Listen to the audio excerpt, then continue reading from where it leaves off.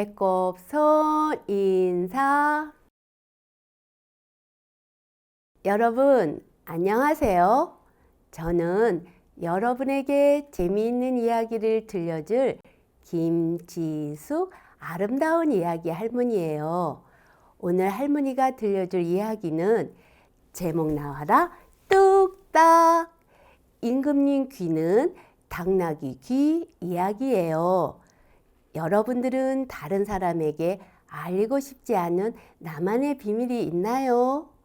옛날 신라시대에 말 못할 비밀을 가지고 있는 임금이 있었대요. 당나귀 귀처럼 큰 귀를 가진 것이 임금의 큰 고민이었죠.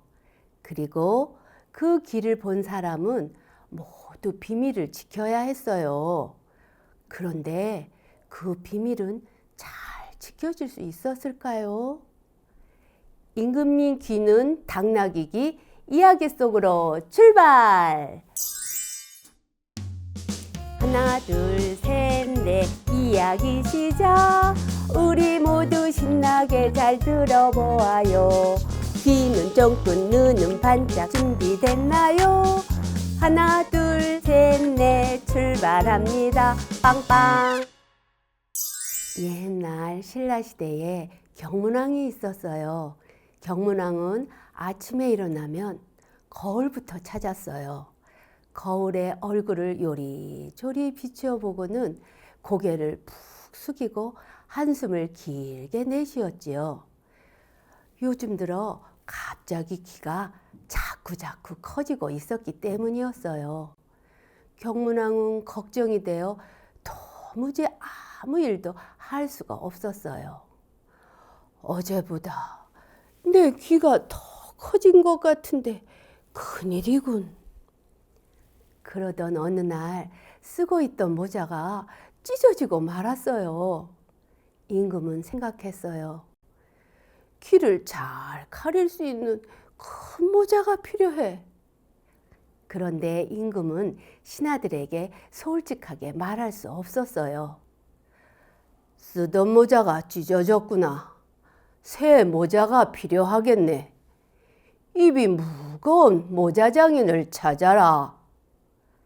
이 말을 들은 신하들은 자세한 이유는 알 수 없었지만 임금의 부탁대로 믿을 만한 모자장인을 찾으러 나갔어요. 무슨 일이 있어도 궁궐에서 보고 들은 것은 절대 밖에 나가서 말해서는 안 된다. 알겠는가? 신하의 당부에 모자장이는 어리둥절했지만 고개를 끄덕이며 약속했어요. 모두가 잠든 깜깜한 밤, 모자장이는 사람들이 눈을 피해 임금이 있는 궁궐로 들어갔어요. 모자장이는 난생 처음 임금과 마주하게 되었지요. 그런데 임금을 보자마자 모자장이는 웃음이 터져 나오는 것을 간신히 참았어요. 글쎄, 눈앞에서 임금이 당나귀처럼 큰 귀를 쫑긋하며 울상을 짓고 있지 뭐예요? 아니, 저게 뭐야? 우리 임금님 귀가 당나귀 귀라니? 나 원참 별 희한한 꼴을 다 보겠군. 모자장이는 삐져나오는 웃음을 꾹 참으며 임금의 머리 크기를 쟀어요.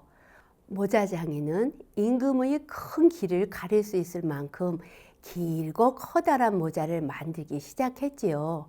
하지만 임금의 비밀을 아무에게도 말할 수 없었어요. 모자장이는 날이 갈수록 가슴이 답답해서 견딜 수가 없었지요. 아이고, 답답해. 임금님 귀가 당나귀 귀라고 말하고 싶은데 누구에게도 말할 수 없으니 정말 미치겠군. 유난히 바람이 세차게 부는 어느 날이었어요. 모자장이는 답답한 마음에 잠시 모자 만들기를 멈추고 집 밖으로 뛰쳐나갔어요. 그리고 무작정 집 근처 대나무 숲으로 달려갔지요. 어휴, 답답해. 그냥 크게 말하고 나면 속이 다 후련하겠는데 여긴 사람들이 잘 오지 않는 곳이니 괜찮겠지? 에이, 대나무 숲에라도 말해버려야지. 모자장이는 그동안 꾹꾹 참았던 말을 대나무 숲 속에서 큰 소리로 외쳤어요. 임금님 귀는 당나귀! 임금님 귀는 당나귀! 그렇게 하고 나니 속이 한결 시원해졌어요. 그런데 참 이상한 일이 벌어졌어요. 그날 이후 바람이 불면 대나무 숲에서 임금님 귀는 당나귀 귀, 임금님 귀는 당나귀 귀 라는 소리가 들리는 게 아니겠어요? 사람들 사이에는 이 이상한 소리가 정말일지도 모른다는 소문이 돌기 시작했어요. 소문은 임금에게도 전해졌지요. 때마침 다 만들어진 새 모자가 궁궐에 도착했어요. 임금은 모자를 한참 동안 바라보기만 했지요. 한 신하가 말했어요. 임금님, 이상한 소리가 난다는 대나무 숲을 찾아 대나무를 몽땅 베어버리고 산수유 나무를 심었습니다. 이제 그런 소문은 나지 않을 것입니다. 임금은 아무런 대답도 하지 않고 그저 모자만 만지작거렸어요. 그리고는 조용히 모자를 쓰고 대나무 숲에서 들려오는 그 소리를 생각했지요. 내 비밀이 바람을 타고 모두에게 퍼졌구나. 숨긴다고 숨길 수 있는 일일까? 임금은 창밖을 바라보며 깊은 생각에 잠겼답니다. 그러나 바람이 불면 여전히 어디선가 소리가 들렸다고 해요. 임금님 귀는 당나귀 귀라고 말이지요. 여러분, 할머니가 들려준 이야기 잘 들었나요? 당나귀 귀처럼 커진 귀를 숨기느라 임금은 귀를 가릴 것이 필요했죠. 무엇이었나요? 네, 모자였지요. 친구들도 모자를 가지고 있나요? 추울 때는 털모자를, 더울 때는 책모자를 써요. 꾸미고 싶을 때나 예의를 갖출 때 모자를 쓰기도 해요.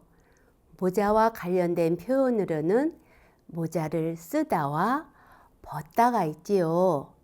비슷한 표현으로는 옷을 입다와 벗다, 신발을 신다와 벗다, 반지를 끼다와 빼다가 있어요.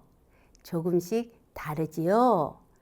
몸으로 표현하면서 익혀보아요. 여러분, 임금의 귀를 보게 된 모자장이는 누구에게도 말할 수 없어 고민하다가 아무도 없는 곳에 가서 말해버렸지요. 거기가 어디인가요? 그래요, 대나무 숲이었지요.